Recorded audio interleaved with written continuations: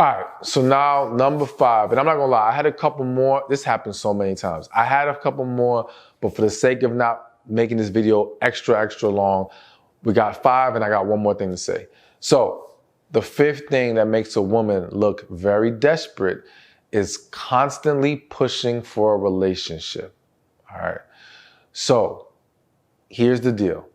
And again, you're gonna notice the same common denominator in a second. There's nothing wrong with a woman asking a man, where do we stand?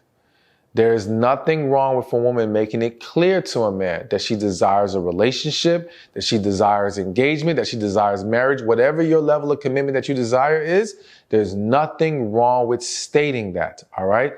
And you should state that, and you should hold your ground on whatever you feel is the time frame that is acceptable for you dealing with this man. Because I'm not someone who believes in the idea that we need these long relationships before we decide if we want to get married outside of extremely young couples. To me, that's where it's a little bit different. But past a certain age, it's like, I don't think that's necessary. So you should not be afraid to speak on those things. But when you are constantly pushing for it, what does that mean? That means he has yet to accept. That means he is consistently resisting. All right. So what did we say earlier? It only crosses the line of desperation when they are not receiving what you're trying to bring, when they are not interested in what you are proposing, but you keep pushing the issue. If you have to constantly push for a relationship, then you should stop pushing and start walking. All right? Because what are we doing here? And here's the thing. Walking, this is my perspective. I'm a firm believer that walking away doesn't automatically mean the door has to be shut forever. I don't believe in that. What I believe is that it's about saying to someone, hey, I've reached a point where I feel that we need to be able to go to that next level and be committed.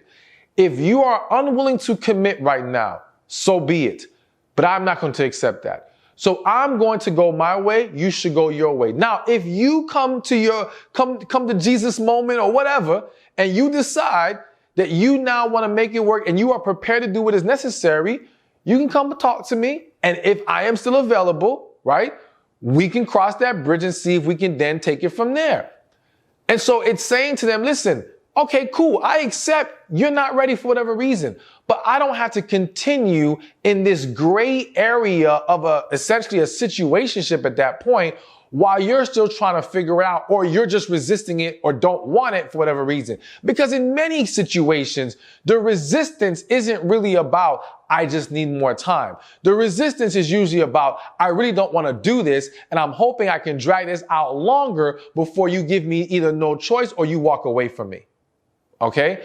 So there is no point in constantly going back and forth with this man and battling about your desire for a relationship. Once he knows, it's time to step up or not. Now, if you want to throw it out one time, he doesn't take it, and you want to give him one more chance, okay, cool. But I'm pretty much a 2 strikes and you're out type of person. All right, I don't know about these 3 strikes no more, okay? Once you let him know the first time he don't want it, you got one more chance. After that, what are we doing? It's pointless to continue after that. And again, now you look desperate. It does not look good on you. It does not help you become more desirable to this man. And now it starts to weigh on you, wreak havoc, cause damage, cause trauma, which can very much derail you for the person who is actually best for you. Because then you finally, if you stay too long with this guy, and now you take on all that damage, and God forbid you don't heal before you move on to your next situation, well, you're going to end up carrying that baggage with you, projecting that negativity onto the next person, and making that new man pay for what your old man was doing or your old situation was doing.